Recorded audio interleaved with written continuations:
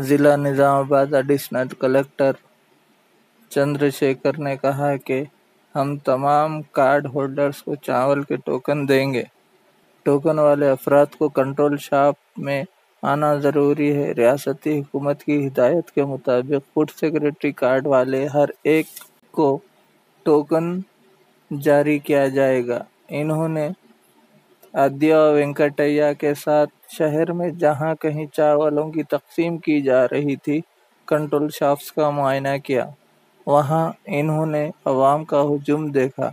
انہوں نے کہا کہ حکومت کورونا وائرس کی روک تھام کے لیے چاول کی فراہمی کے لیے ٹوکن جاری کر رہی ہے تاکہ لوگ روزانہ بڑی تعداد میں راشن کی دکانوں پر جمع نہ ہو۔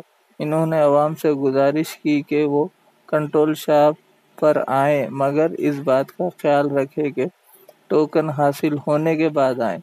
ضلع میں 751 راشن شاپس ہیں، جن میں سے 645 شاپس 45,000 کارڈ ہولڈر کو چاول کی فراہمی کر رہے ہیں۔